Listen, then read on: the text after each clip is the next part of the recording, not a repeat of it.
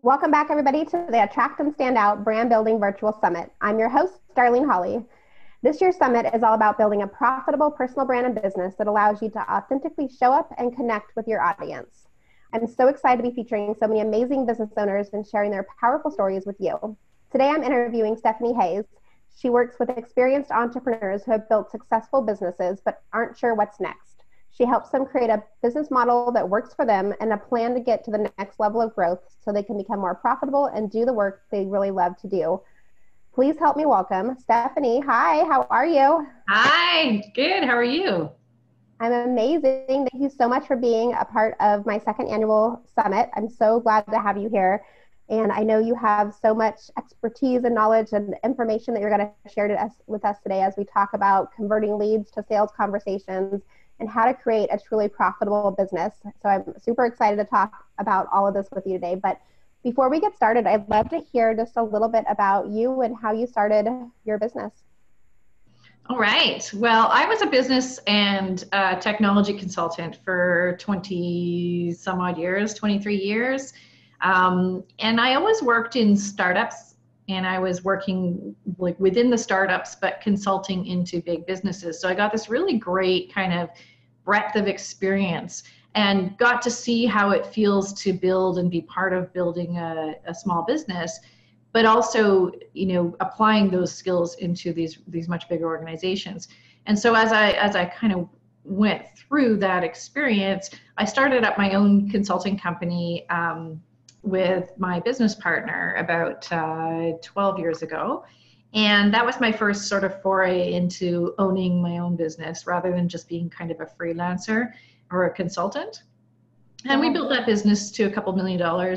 And then I exited and built a software company, which I still own today. And then people started asking me to kind of help them with their businesses. And, they said, oh, you have this experience and this knowledge. And I got hired to work at the university as an entrepreneur mentor, and just realized what I really love is helping people kind of strategically figure out what they're doing and how to do it. And I had all this experience on the implementation side as well.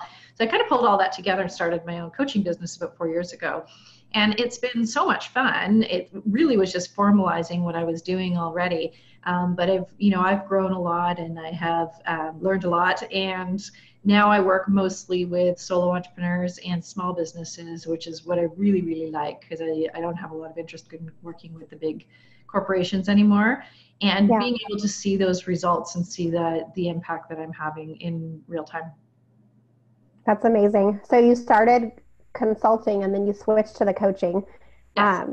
That's awesome, because so many people, I feel like they come into coaching because they used to consult, and then they learn like the techniques of asking questions and really showing up and digging deeper and helping people in that way. So I love that you transitioned from that. So tell us a little bit about the people that you work with now then. What types, I know you said you work with solopreneurs and small businesses, but what is kind of like the heart of what you do with them to help them grow their businesses? So the folks that I really like to work with, that I'm focusing a lot more on these days, are the people who have built what I call a body of work, right? They have some expertise or some intellectual property that they have created around their area of expertise. So, for instance, I have a client who has built a huge following and a big business, a big consulting business around emotional intelligence for children. He gets hired by the United Nations and what have you to go travel all the world.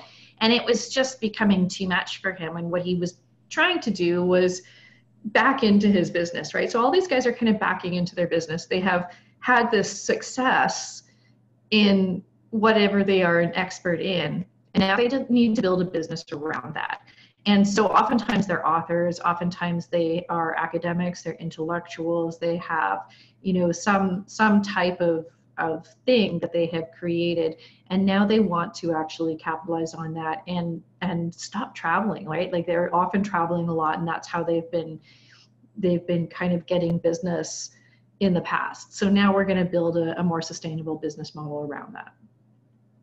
Yeah, that's awesome.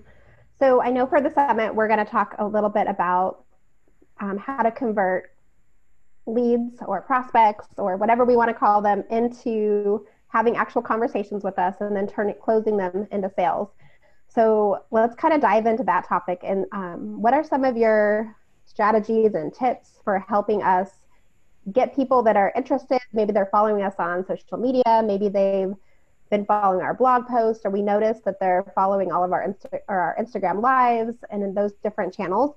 How do we convert those people into really moving them along the sales process so that we can get them onto discovery calls or clarity calls, whatever we call them, right? We all have different names for it. And then from there, how do we turn those into sales?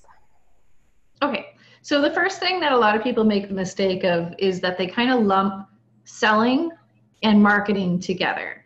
And those are actually quite distinct things. And there's an important reason why we distinguish between them.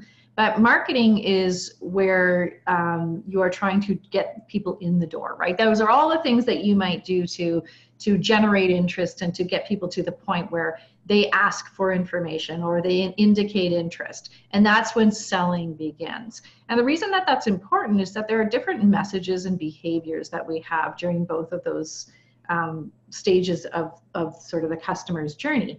And the main difference is that when you're selling, you're really listening, right? In marketing, when you're marketing, you're kind of listening, but more for the purposes of creating more content or doing the things that you need to do to show up.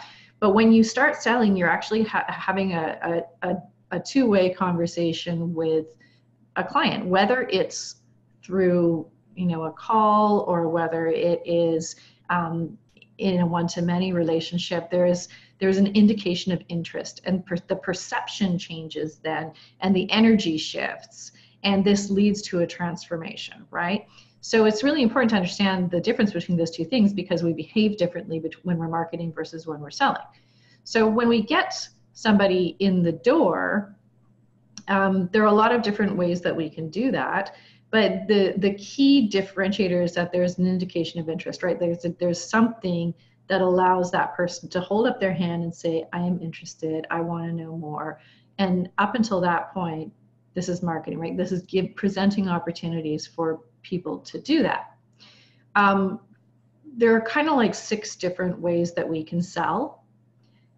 There's the whole concept of hunting versus farming, and that's where you're selling and upselling existing customers versus going out and looking for new customers. So that's a really cheap way to get more business. We can sell one-to-one, we can sell one-to-many. We can sell via a service, and that's a very that's a very multi-step model where we are actually engaging and providing service to our potential clients. We can sell via consultation, where we go in and we say, okay, let's solve a problem together. And based on solving that problem, I'm going to tell you what you need to do next and present you with an offer. You can sell via an application. You can give people an opportunity to fill something out or to apply to work with you. You can sell via systems, where it's entirely hands-off and you have a whole automated funnel set up in order to move somebody through a process, right? So none of these are inherently good or bad. It's really more about your business and you and how you like to sell and what you like to do as part of what you're most comfortable with. But at the very bottom line of any type of sales activity is a relationship, right? Creating connection and creating relationship. The minute you create connection and relationship, that is the beginning of the sales process. And the more familiar you are, the closer you are to that sale. So when you talk about showing up and being visible, standing out and connecting, you have to do it more than you think that you do, right? There's a lot more visibility that's required in order to convert a sale than a lot of people really assume that there is. And we as a culture have this dialogue about how we're not supposed to be showing up all the time. And yet it's necessary, because if you think about people you're familiar with, they're people who are always in your life. And those are the people that you're going to go to when the time comes that you need help, right? Yeah. So the whole foundation of any sort of sales conversation is relationships. That people want to feel known and heard, and that is the most emotional trigger for anyone. Yeah, I'd like to, you mentioned that we think we aren't as visible as we think we are.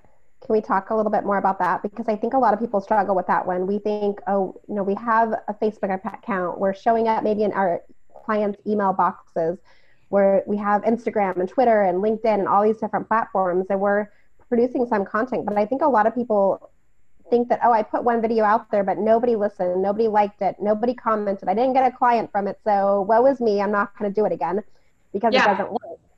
No, this is the marathon, right? I think a lot of people get discouraged because they don't have instantaneous results. But like, I can tell you time and time again that unless you are showing up consistently, because the consistency is actually part of it, right?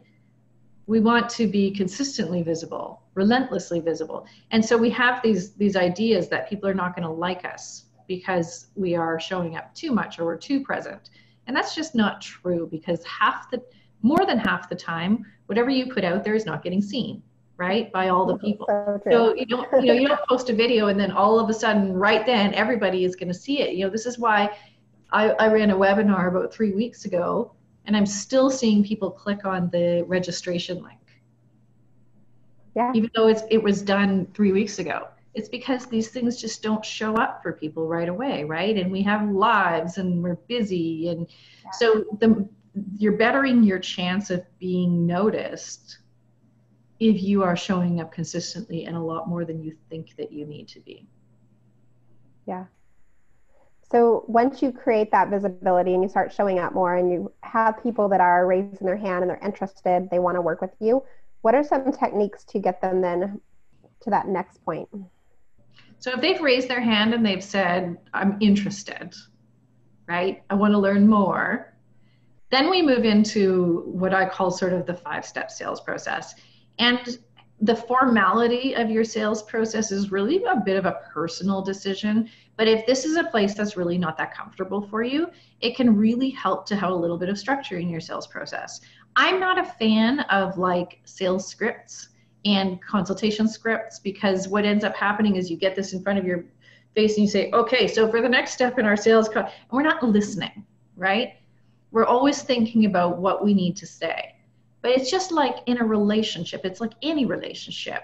If you're not listening and engaging, you're not making that person feel something. And at the very end of the day, that's all that this is. I have a lot of experience selling multi-million-dollar projects into big corporate environments. When I started selling personally to individuals, the whole game changed, because people buy based on how they feel, right? Yeah. Which is somewhat true in the corporate environment as well, but so much less true than it is with solo entrepreneurs, right? So we are in a service-based industry, we are selling and we are making people feel something. And that is the number one thing that you want to be aware of. What are you trying to make someone feel? And so your opportunity within a sales call is to create that relationship quickly. And you can only do that by listening. Our number one need as human beings is to feel known and feel part of something. Yeah. So if we can make your client feel known, like they've been heard, and that they are part of something and that there's something to be excited about, that's the number one purpose of your sales call. So how structured you are in that sales conversation is kind of up to you. But if you have anxiety and you have some discomfort with selling, it's probably worth it to put a little bit more structure into your sales conversations. I'm going to give you a link to a little tool that I've created around the sales process. It's going to help you think through the sales process and think through how you're going to structure your own. So the key thing when you're in a sales conversation, is that you want to ensure that you know who you're talking to first, right? So this pre-qualification, the more you can understand and know about that person that you have on the other end of your sales conversation, the better, because sometimes that's not a good fit for you, right? They're not a good fit for you. And going through that pre-qualification also helps you understand what you really want out of a client, right? We don't want to accept just anybody working with us because they may not be a good fit. It won't be a good experience for them and it won't be a good experience for you. Yeah. And then when we move into the consultation, again, the number one goal here is to make people feel known and heard and focus on being of service, right? This is your opportunity. You don't always have to close on that first call, but this is your opportunity to make an impression, to provide service, to solve some small little problem right off the bat, because they're going to walk away from that conversation going, oh gosh, well, imagine what would happen if we did more of that, right? Mm-hmm.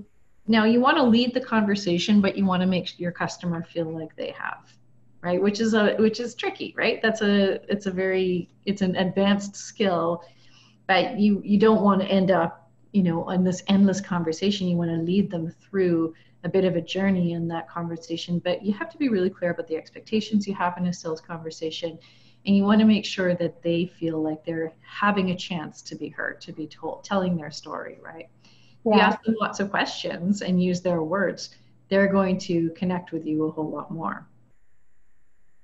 Yeah, I love that you share that, because so often we think we're listening, but we're already trying to figure out like what the next question is that we're going to ask, right? At least I know that's how I used to be. Like I would be listening, but I'm like, well, how am I going to answer this? And then they keep talking, and then by the time they finish talking, they had like taken us like 6 directions, and I'm like, well, crap, what do I even ask them, or how do I move forward? So it's so important to like have that structure and lead the conversation. But I like that you worded it like that, where they feel like they're leading it, but you're actually leading it with them. I'll tell you what, if you're uncomfortable in a sales conversation, the best thing you can do is ask questions, because it's a great way to start. I start all my sales conversations saying, so tell me what's going on, right? And the first thing that they're going to tell you is their biggest problem. Yeah. That's gold, right? That is gold for the rest of your sales conversation. You can direct the sales conversation towards what is like their biggest pain point and the thing that they feel the most. As long as legitimately it's something that you can address, right? You don't want to be promising things that you can't promise, but you can't promise. no, but let people talk, right? Because they'll get it all out, and then you've got everything you need to mold this conversation into what you need it to be. And sometimes what you need it to be is, I don't know that I can help you. Sometimes that's true. I don't know that I'm the best person to help you. I think maybe you need a therapist, or maybe you need whatever. But that's where you're going to find all your gold. So instead of sitting and waiting to like say the next piece of your script, let them talk. Yeah, no, so good, because like a script's amazing. Like I use scripts to a degree. Like I have them and I reference them and I practice them, and like I have my clients kind of role play them with me to make sure they feel comfortable when they do get on the call. But it's like an actor. Like they don't walk out in the movies and like they don't hold their script afterwards, and like they're not reading the lines from a piece of paper. Like you have to like use that in the background, but then when you're actually live and on screen or on video or in front of a person, like you just want to have an authentic conversation. It doesn't need to be like salesy, where you're like, well, we have to follow my exact formula to the T so that I can close the sale. Like you want to have conversations and engage with them and really listen and ask those deep questions, because that's where, like you said, like the gold's going to come from that, because that's when you can like identify like if you're the right person to help them. And if you are, awesome, you can share that information with them. But if you're not, you can also refer to somebody else who can help them and serve them best. Yeah, I mean, what's most helpful are talking points, right? Things that you can kind of put in your back pocket. I got some really funky light going on here. So things you can put in your back pocket to reference during the conversation, but really try to be engaged and be a human being, right, in these conversations.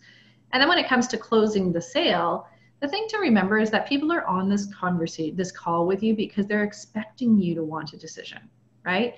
So it's not offensive, it's not awkward or uncomfortable to lead somebody to talk about what they want to do next.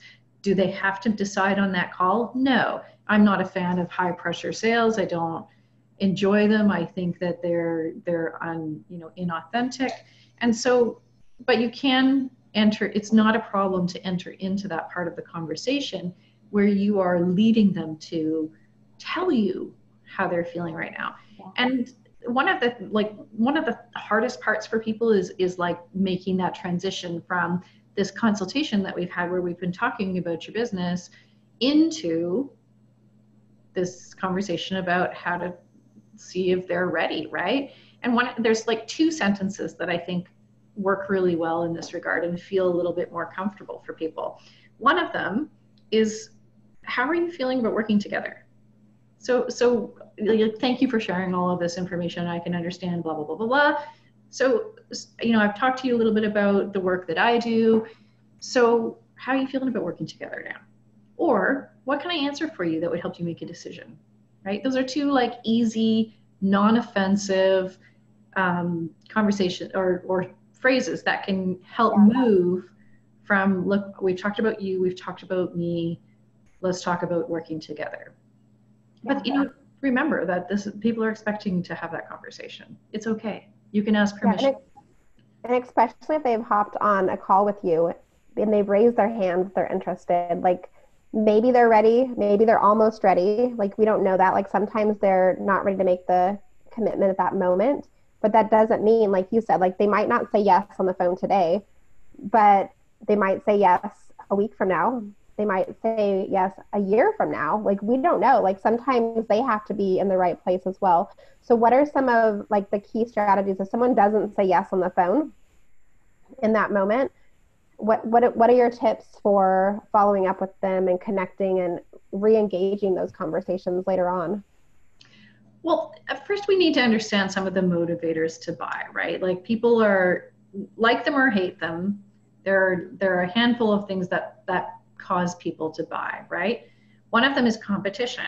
There's only like 5 spots available and we're taking applications. And so people want to be the best, right? They want to be chosen. So sometimes competition causes them to make a decision. Scarcity causes people to make decisions. Urgency causes people to make decisions. When I'm getting a deal, like there's perceived value, that'll cause people to make a decision.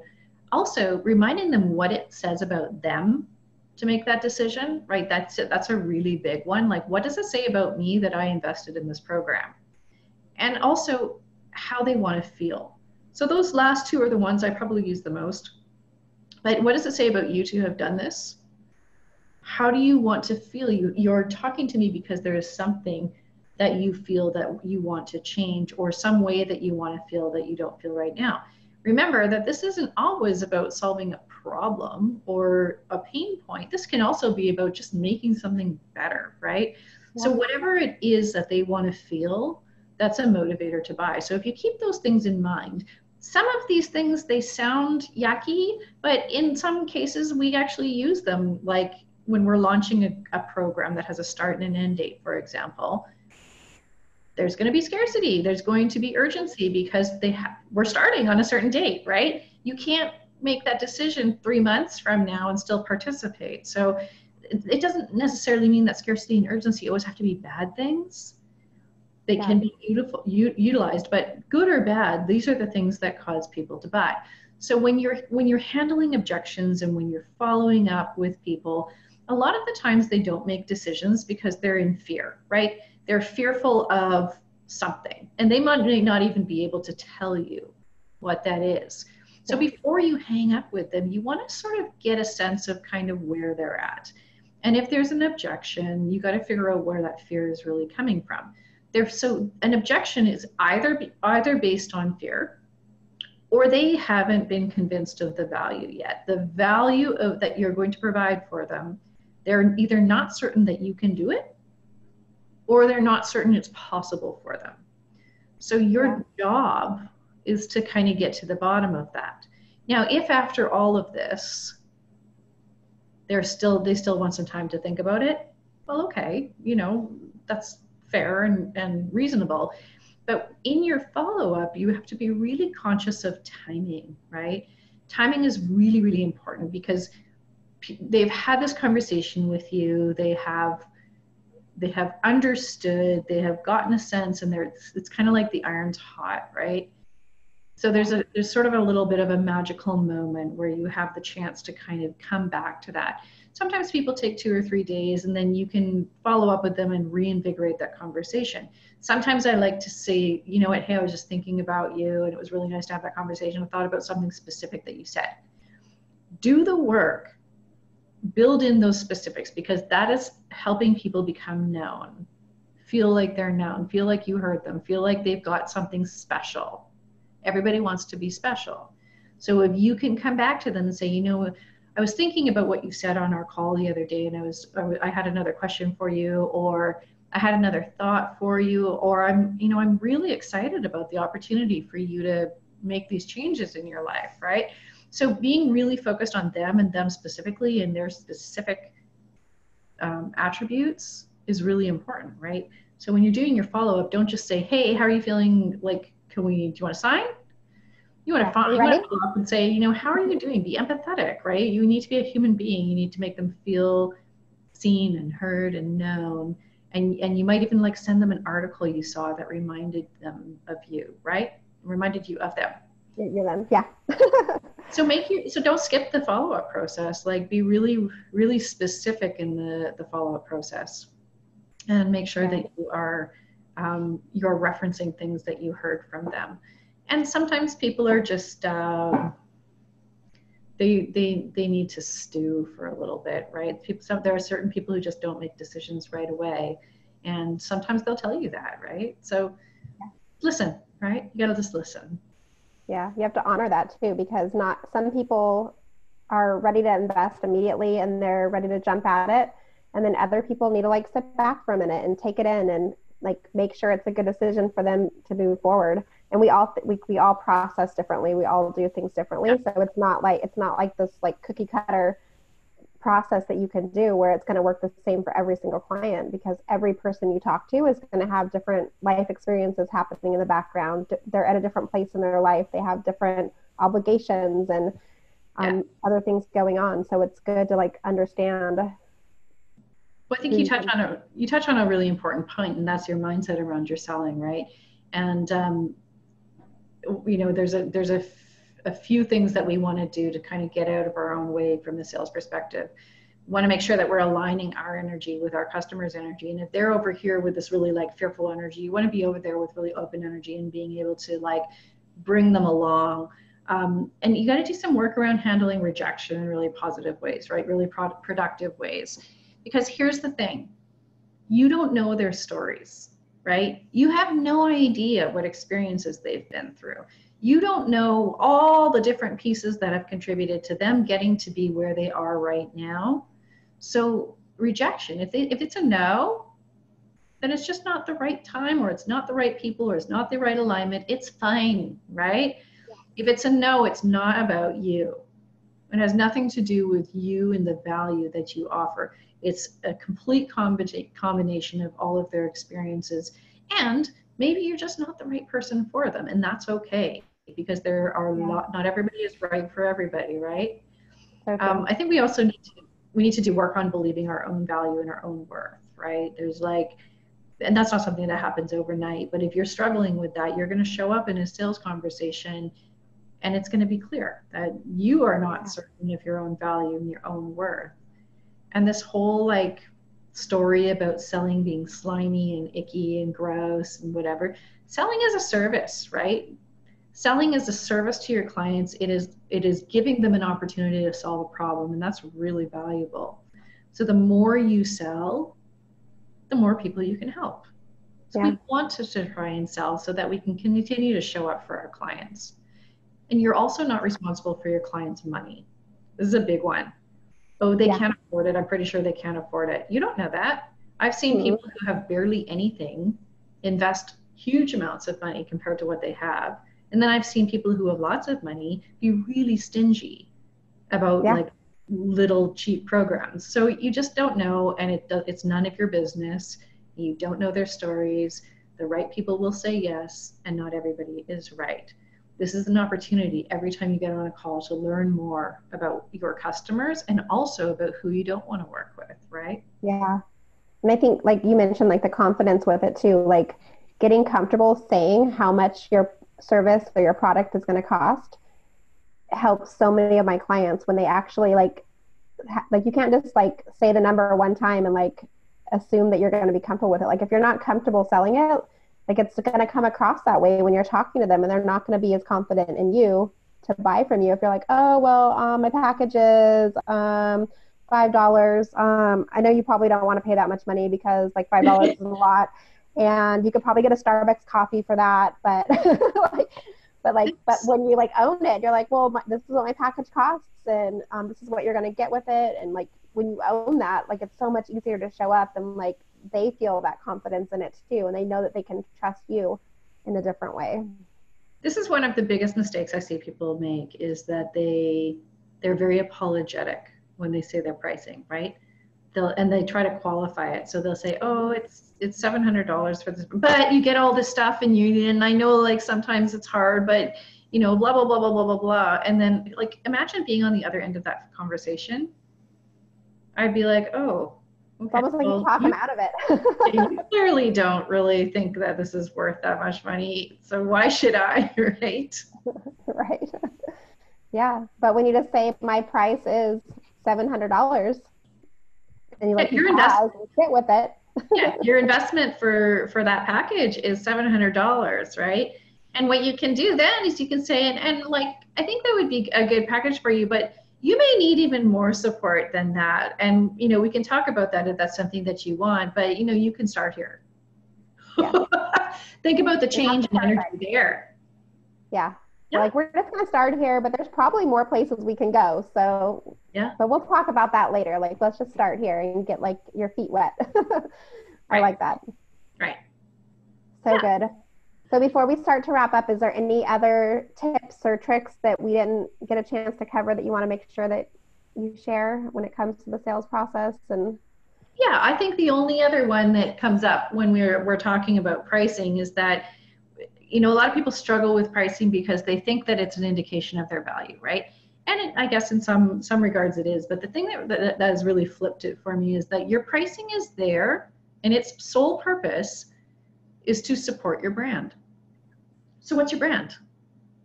Are you a high-end coach? Are you middle of the road? What kind of brand do you have? And does your pricing communicate to the people you want to sell to that that's your brand? It takes all the emotion out of pricing, right? So if you price too low for what your ideal clients are expecting to pay, they're not going to rush to pay it because it's a cheaper price. They're going to say, oh, what's wrong with that? It must not be everything that I need, so I'm just going to give that one a miss. So this whole like, oh, if I price lower, I'll get more clients. No, what you'll do is you'll get the wrong clients. So your pricing is there only to support your brand. So if you can take that emotion out of it, it becomes a lot easier to accept your pricing and to set your pricing as well. Yeah, so good. Awesome. Well, I have a couple fun questions that I'm asking everybody at the end of the interviews just to kind of get to know who you are a little bit better. So the first one is, do you have a morning routine? And if so, what is it? Yeah, it's get up and try to get my kids out of bed before it's too late. No, I don't really, except what I would say is that like I'm not a morning person and I don't love getting up in the morning, but I do know that my best work time is in the morning. So I try to put all of my calls where I'm really having to think and be on my toes. I try to have them in the morning, which is actually works out pretty well because I've got a lot of clients in Eastern or around the world. And so for them, that's midday. I don't have a specific morning routine other than to drive my kids to school and have coffee. Yeah, that's perfect. Just curious because it's talked about so often by so many people online, so it always makes me curious like what other people's morning routine is, because mine's like somewhere in the middle. It's like some morning it's like kids are jumping on my bed and we get up and we just go, and then other mornings I love what I call a slow morning, like where I get up and I can walk downstairs and the kids are asleep and I have a coffee or a tea and I can like sit and read or relax for a minute or journal if I want to. But like you said, like some mornings that's not even possible because like with kids sometimes like it just throws it out the window. My evening routine is actually more important to me than my morning routine because that's when I do all my planning for the next day, and I find that to be really, really useful because I want to get up in the morning and I just want to go, right?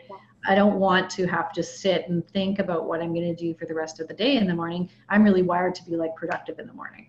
So I do all of my planning the night before. It gives me a chance to reflect on the day, and I set everything up so that I can just get up in the morning and I know exactly what I'm doing. Awesome. Yeah, I do similar with that as well. On Fridays, like that's my like planning day.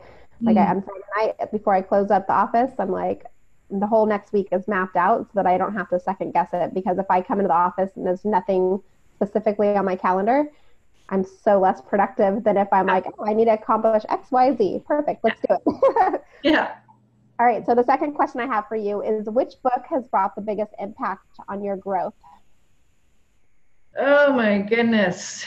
You probably read a million books, but like, which is one that like stands out for you the most? Well, I've just finished a book actually that made it like, I don't usually make notes on books or flag anything, but I'm actually interviewing Ash Amberjay next week on my podcast. And I've known her for a number of years. She's fantastic. She just wrote a book. It's not out yet, but the publicist sent me a copy to read. And the whole time I'm going through it, and I'm just like, oh my gosh, everything is so aligned and so impactful. And I think it just gets you out of that mindset of like, everything has to be, perfect and whatever. She's just like, look, you got to be scrappy. You've got to go at things with a plan, but you've got to be able to know when to sort of turn on a dime. So everything about the way that she's written, I felt really resonated with me. Beyond that, I think one of the books I really loved was called Drive by Daniel Pink, and it was one that I really remember having some impact on the way that I was thinking about my business. Awesome. Great. Perfect. All right. And last question, just to kind of tie everything. Oh, actually, I'm lying. There's one more question. There's two questions left. I forgot a question. Oh my gosh. All right. So the third question is, if you could do one thing differently in your business now from when you started, what would you like tell your beginning self? Be more you, right? I was coming out of the corporate world and trying to be very professional and corporate, and I'm only now just kind of becoming more myself in my brand, and that people like it, right? They're like, oh, this is you. So I'm just currently splitting my brand, and I'm creating a new brand that is far more my personality and around some of the more accessible business education and digital products and that sort of thing. And then my coaching brand remains the more serious, more higher level brand. But really bringing myself and letting people know me was something I didn't really understand was as important until I started to do it and realized how much of an impact it makes. Yeah, that's so good. And it ties into the last question, because I was going to ask you, what does attract and stand out mean to you? Like, to tie in the theme of the summit altogether. So I feel like you kind of almost answered that, but if you want to elaborate a little bit more, like, what does that mean to you? Like, when you think of attracting and standing out, how does that? It's the acknowledgement that there are as many different types of people out there in the world as there are, different ways to serve them. And we all have our own little tribes of people who really connect with us. And it's really interesting to know who actually really connects with you once you are being very authentically you, right? And funny enough, I'm a real extrovert, but I have a ton of, almost all my clients are introverts. They like me. They like me because I'm going to tell them what to do. They like me because I am assured and I am, directive. And they spend a lot of time kind of questioning themselves. So it's when you are yourself and you are very authentically you, it is hanging up a flag that's saying, this is me, this is what I stand for. Then people have something to connect with. They have something to align themselves with. They have something to say, that's me. Whereas if you're being very vanilla and very safe, you're just going to be kind of another site on the side of the road, right? Whereas if you give something for people to really hang on to and identify with, that is the way to attract and stand out in the crowd. Yeah, so good. Thank you so much for sharing that. All right, so I know you have a free gift for everybody for being a part of the summit. So can you share a little bit about what that gift is? Absolutely. Pretty easy. I've got a free strategy call. That is my superpower, is making kind of order out of chaos and solving problems really quickly. So if there is something that you are wondering about and you have some questions about your sales process or questions about your business strategy or your business design, we can have a quick strategy call and talk a little bit more about what you're struggling with, and I'm happy to lend you my brain. Awesome. And we will have the link below so that everybody can grab that strategy session. And then tell us where you like to hang out. So if people want to follow you on social media, where do you spend most of your time? I'm kind of everywhere. I'm prolific, but I spend most of my time on Instagram and on Facebook. So you can find me in both of those areas. And I'm at stephaniehayes.biz, B-I-Z. Z. Awesome. B-I-Z. Perfect. Well, thank you so much for being a part of the summit. I know that a lot of people are always curious about how to take their sales to the next level. And I feel like they are going to be able to have gotten a lot of tips and tricks from this interview. So thank you for taking time and being a part of it. Oh, you're so welcome. Thanks for having me on.